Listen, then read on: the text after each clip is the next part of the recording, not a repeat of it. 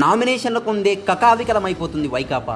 ఎక్కడ చూసినా కుటుంబాలు టీడీపీ, జనసేన, బీజేపీ కూటమి వైపు దూకేస్తున్నాయి. ఆఖరికి జగన్ పులివెందుల ప్రచారానికి రాండబ్బా అని పిలుస్తుంటే పొలం పని ఉందన్నా అంటూ మొహం చాటేస్తున్నారు. చీనీ చెట్లలో కూర్చొని పేకాడుకుంటున్న వారి వద్దకు, అరటి తోటలో కబుర్లు చెప్పుకున్న వారి వద్దకు అవినాష్ రెడ్డి తన మనసులను పంపి ఆరా తీస్తే రాష్ట్రంలో వాళ్లే గెలుస్తున్నారంట.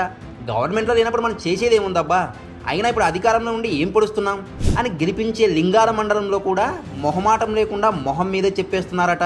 వచ్చేది టీడీపీ, నెలకు 10,000 ఇచ్చేది చంద్రబాబే అని ఓవైపు వాలంటీర్లు రాజీనామాలు చేయకుండా తప్పించుకు తిరుగుతున్నారు.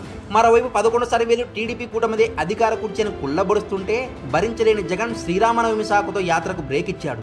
అది కూడా తూర్పుగోదావరి ఈతకోటలో బస్సు ఏర్పాటు చేయాలి. అక్కడ తమ మంచోడు మహాసౌమ్యుడైన అభ్యర్థి తోట త్రిమూర్తులు చేసిన దళితుల శిరోమండడం కేసులో జైలు శిక్ష పడిన తీర్పుతో దళితులు ఎక్కడ వచ్చి నిరసన చేస్తారు అని అక్కడి నుండి ఉడాయించి పశ్చిమ గోదావరి జిల్లా ఈతలికి పారిపోయి బస్సు నిలిపారు.